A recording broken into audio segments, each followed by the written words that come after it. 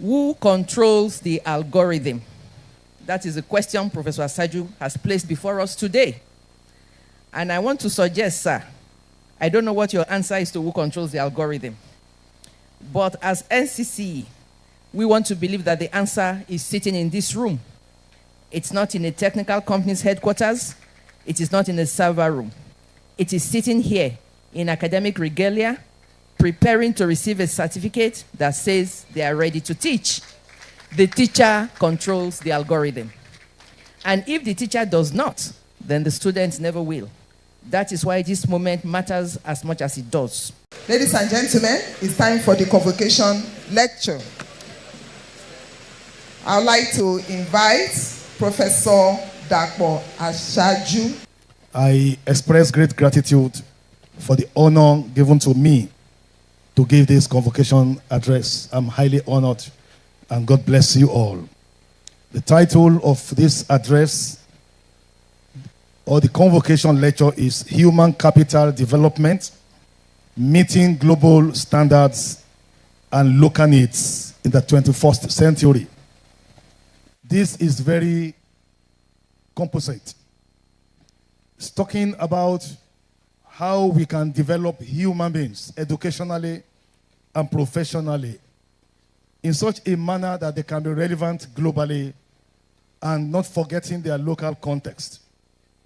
In other words, again, the keywords are human capital. That is you, the training you have received, and how you can utilize it to the benefit of humanity as a whole. The next is development. Development describes progression, progress, solving problems, and making life meaningful for people all over the world. Global standard talks about international reality of you using your certificate to reach out beyond your local environment, but to be generally relevant all over the world. In a brief moment with our chairman, Professor, just a few moments ago, she mentioned that many of the products of Nigerian universities are highly sought after all over the world, especially in the medical profession, which is saying here that our goal is actual global influence, but we will not pursue global influence without being mindful of our local context. Human capital development is what drives national growth. It is what drives competitiveness. It is also what drives sustainable development. There are three things here. We are in a world of technology. We are in a world that is driven by artificial intelligence. We are in a world of robotics. Human beings have been threatened here and there in every ramification. Today, all teachers have to measure up, because what you teach is only limited to your capability. But your students have access to exactly the same information and even more. If care is not taken, your children, who are your students, can even know more than you do. And I do tell my students, your professor has been trained from a university. He or she has given you what he or she knows. Go beyond what they have taught you. Get to the internet, and you could actually sit at the feet of people who are teachers in America, in England, all over the world. Therefore, education is now global, and your goal must also be global. In 2001, I visited Berlin in Germany to deliver a special lecture. I did my best to prepare, but God saved me. Before I presented my paper, I went to the library, and I discovered that majority of what I used as my sources were obsolete because Nigeria had no access. I had to go to the library to rewrite the paper overnight. Otherwise, it would have been described as very irrelevant. So you could see that we are in a fast-moving world, and you are part of a global community. Human capital development, your own development, your personal quality, the quality of education you receive, or the ones you acquire by yourself, will enable national growth, competitiveness, and sustainable development. The world of the 21st century is a very radical one. The major focus now is globalization, technological innovation, and knowledge-based examples.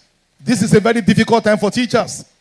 As a lecturer in the university for the past 43 years, 23 of which have been at the professorial cadre, it's more difficult now to train students. because of the tendency of plagiarism. Give them an assignment, they will go to ChatGPT. ChatGPT will write the assignment for them and give all the answers and references. So if you are not very careful, you are dealing with people who are corporately lazy today. So if you want to be in the 21st century, you must be able to compete.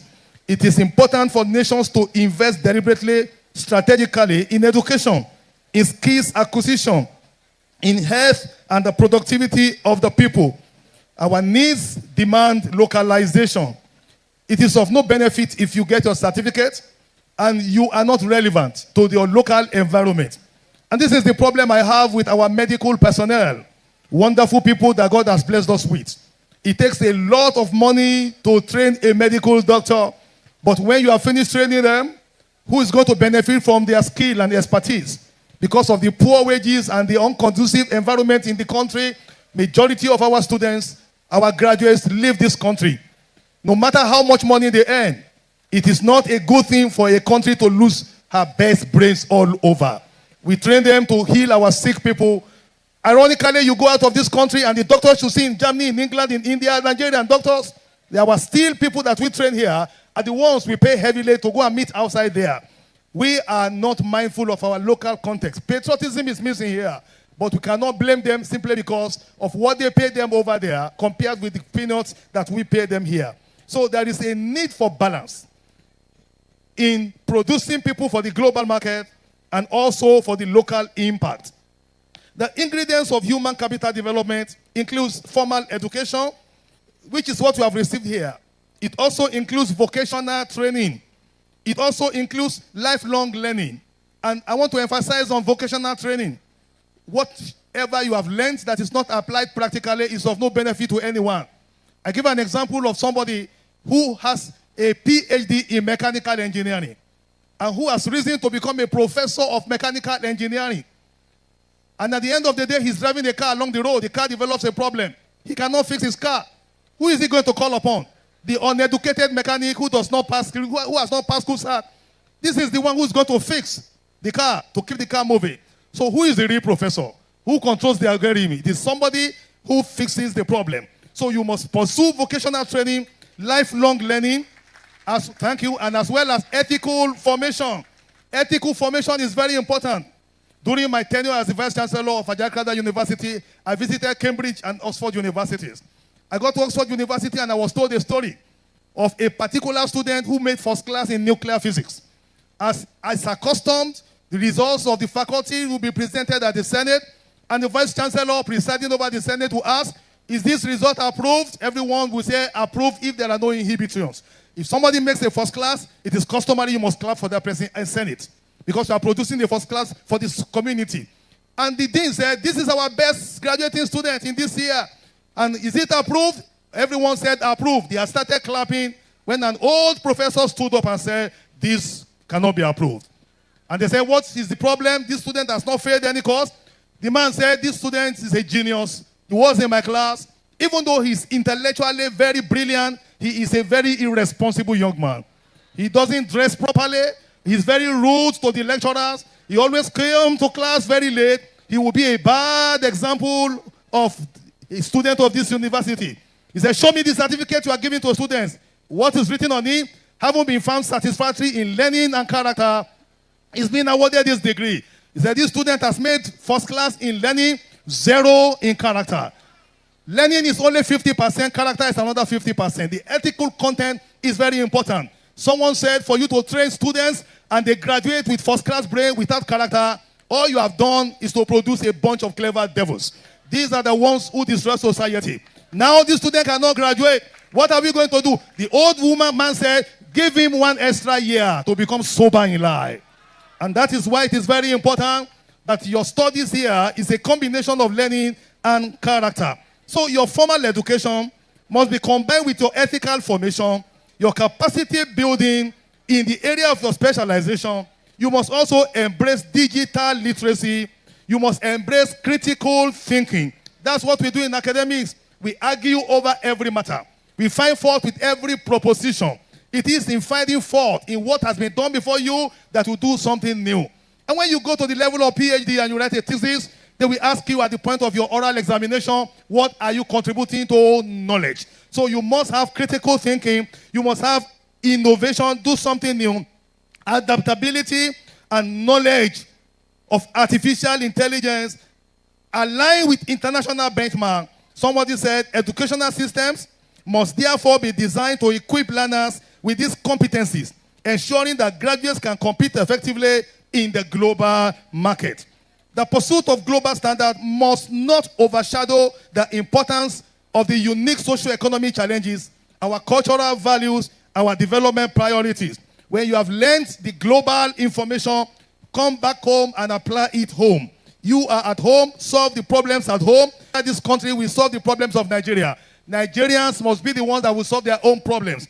What I find very distasteful nowadays is most people complain about the problems of Nigeria. We have actually become professional grumblers. I have not seen those who have applied themselves to wisdom and solved the problem of the society. On this road, Park Lane, once lived Chief Obafemi Awolowo. His house is there, 33A, Park Lane. And he wrote in one of his books, the difference between my leadership and that of other politicians is this: they go about partying and enjoying the pleasure of women of easy virtues. But I burn the midnight oil, trying to find solution to the problems of Nigeria. Only the deep can call unto the deep.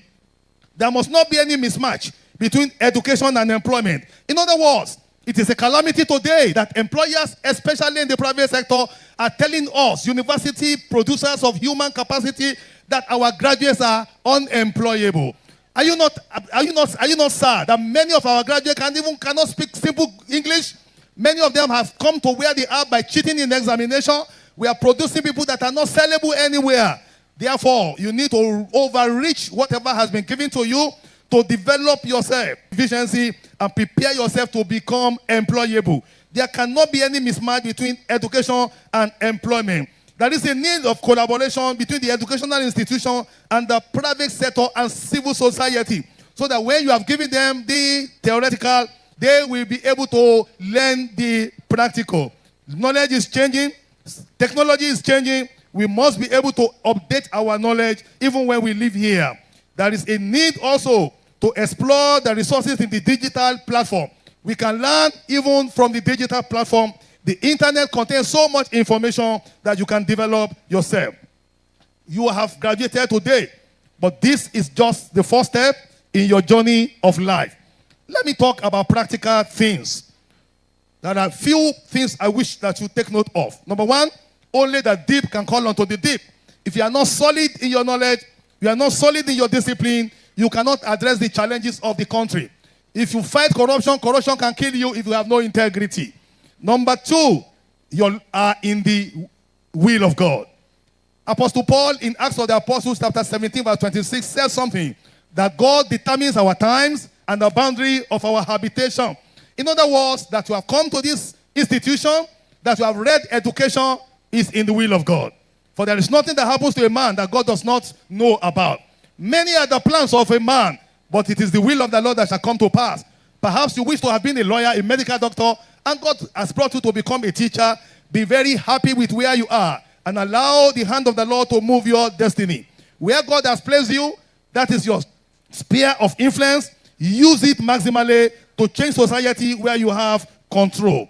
Number three, your local certificate is a global certificate. I got my Ilorin, and I was invited, as you read in the profile, thrice to examine PhD at the University of Birmingham in the UK with a local certificate, University of Ilorin.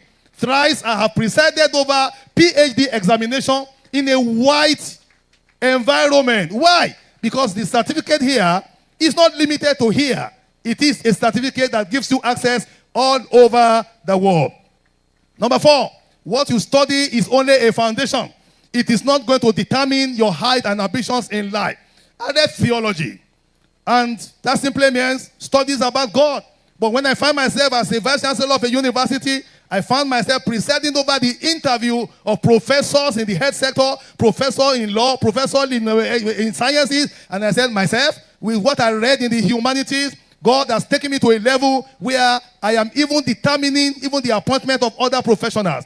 I wanted to be a lawyer. I couldn't become a lawyer. But I know how many professors of law were appointed during my time. You can become anything in life. What you have studied is only a foundation. There is still a greater height for you. Aspire to fulfill your aim. So please, you are not going to be limited to this teaching profession. You can do a lot in life. At the Lagos State University, where I spent a larger part of my life, we once had a vice chancellor called Professor Fatu Akesode, a very fine medical professor. He wanted to establish a faculty of engineering at Ekwe campus. He appointed me the chairman of the task force to establish engineering. And I went to him, sir, I read Bible knowledge. What have I got to do with engineering? I didn't even have credit in mathematics. He said, you are going to be the chairman. Let those who have professorship in engineering work under you. It is the leader I need because I trust you. It is your integrity I want to use. I, in theology, was the one that led the team to establish engineering faculty at Ekpe campus. And I knew what the VC was talking about. All the money he gave me to establish the faculty, I spent 50% of the money and returned 50% left to the account of the government. That is the reason why we need people with integrity who will not allow themselves to follow the way of corruption, but will be able to ensure that they make a difference wherever they are. Now, teachers, you must be confident in yourself. Don't look at the wages you learn. Don't look at the working condition now. You are actually above all other people.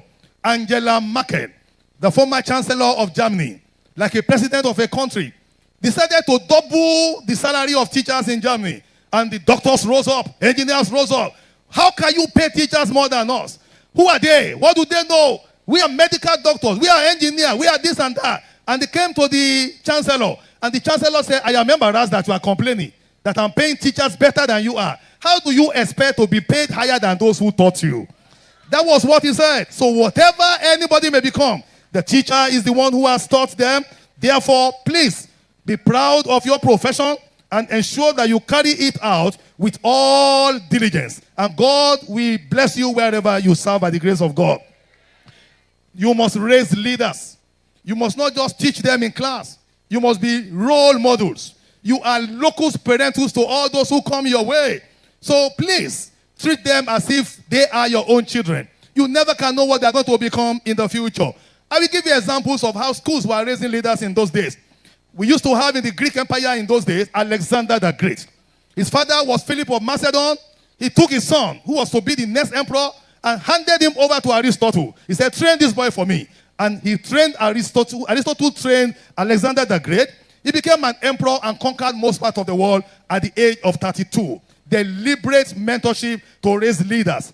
I don't know what to tell your students. Beyond physics, chemistry, beyond English language and all that, teach them to believe in themselves. Gone were those days when prefects in schools were so influential and they were taught leadership. So we must begin to raise leaders. Jesus Christ raised 12 apostles and they turned the world upside down. We used to have a group that started the CMS, Church Missionary Society, in 1799. 8 boys who graduated from Oxford University and Cambridge in their 20s. They said, we are not just going to graduate and use our certificate just to earn income for ourselves. Let us form a society and change the world. You know what they did? They said 2 things we are going to achieve in life. We are 8, we are young, we are unemployed. We are going to give ourselves responsibility. We are going to stop slavery all over the world. And we are going to take Christianity all over the world. You know what they did? They called William Wilberforce. You are the lawyer among us. Go to the parliament, we will back you all. And move a bill to abolish slavery. William Wilberforce went to the British Parliament and he fought against slavery. 1807, slavery was abolished. We are all beneficiaries today. Then they look at the map of the world and they said, we are going to take the Christian presence all over the world. They went to Israel, Iran, Iraq, Egypt, India, Canada, New Zealand, Japan, China, Australia, Sri Lanka, Nigeria, Kenya, Ghana, Sierra Leone, and they went all over the world. These few people, they were able to change their world from their location there. I am calling upon you to become dreamers who will be able to lead Nigeria out of problem today. We are looking for solution providers. Ever since the first set of our leaders passed on, we are still struggling to look for good leaders today. Even America, the great America, is in trouble today because of the kind of leadership that they have. Things are out of control. Democratic principles are out of control. United Nations has become powerless in the midst of leaders like Putin, like the leader of Trump, who are doing whatever they like. There is a need for character coefficient for you to be able to make impact in the society. There are many countries in the past who had good leaders and who were able to change. Singapore is one of them. Singapore was cut out of Malaysia, not because they wanted it, but because they were not developing and they were a liability. So the parliament said, we don't need you, threw them away. They had a leader. See what Singapore has become today. Dubai was worse than Lagos, worse than Nigeria some 50 years ago. They had a very good leader, and you could see what Dubai has become today. China was classified as a third world country with Nigeria some years ago. See what China has become today. Obafemi Awolowo, from this climb, you could see what he became. He was a teacher, he was a trader, he was a lawyer, but at the end of the day, nobody has surpassed the record of this man. First television in the whole of Africa. Even if before France had television, Ibadan had television. Cocoa House is still there. You free education, free health care. You could see a lot of achievement. Over 30 companies this man established. We are looking for practical people. And I really appreciate this guy called Kemi Adegoke, who is now Kemi Badenoch. She emigrated from Nigeria and went to the United Kingdom doing some odd job. And she said, no, I will not end my life this way. She went for further education, joined the British Parliament. Today, she's the head of the Conservative Party. She is likely to be the next Prime Minister of United Kingdom, even if racism is not brought to be. You can become anything. This Ibadan girl rose up and fought her way to the top. Listen to her when she argues at the Parliament with the Prime Minister of United Kingdom. I want to fire up your spirit to let you understand that you can be a change agent. I want to encourage you to take what they have given to you here as a raw material and dare to dream. And we end with the story of Martin Luther King Jr. What did he say? He looked at the racism in America and said, I have a dream. A day will come in the world where a person cannot be judged by the color of his or her, of her skin, but by the content of the character and what she has to offer. Today, the dream of this great man is what has enabled the blacks in America to become who they are. Human capacity development is simply saying, develop yourself. What they have taught you, manifest. Keep them. Develop yourself. Learn more. Go to the internet. Acquire more information. Attend programs. Gather skills. And launch out to the world. Dare to dream. There is a passage I will leave you with. It's in Genesis chapter 13. God said to Abraham, from the place where you are now, Corona College of Education, lift up your eyes to the north, south, east, and west. That is a global vision. As far as your eyes can see, I will give unto you. Don't see yourself as just a teacher who will walk, and retire, waiting for pension that cannot be meaningful in your life. Do something with your education. Wake up your brain. Be very innovative. What you study will not determine your impact in life. Have a global vision. Global vision. But don't wait at the level of vision. God said to Abraham, arise and walk through the length and breadth of the land. For everywhere the sole of your feet shall touch, I will give it unto you. I pray for all of you that your dreams will come to pass. Where God is taking you to, you will get there. We are looking for leaders in this country that will change the tide of things. When the righteous are empowered, the people will rejoice. But when the wicked are empowered, the people will mourn. God is looking for a leader, and he doesn't look for leaders in elite places alone. He can pick anybody from any village, anywhere, once you are available. Don't be satisfied with where you are. You have a better future ahead of you. Be a problem solver. Use your brain. Write books. Write books. Change. Solve problems. And I pray that one day, when they gather here for another convocation, they will be telling stories of you as graduates who are becoming alumni, who become leaders all over the world. You will lead in America, you will lead in the United Kingdom, you will lead in Germany, and in Nigeria, you will be in every area of life. And you will make the name of this institution to be a very proud one. May God bless you and bless your family. Your journey has just begun. Your future will be glorious. We are waiting to read of your impact in the world. Don't complain. Solve problems. God bless you.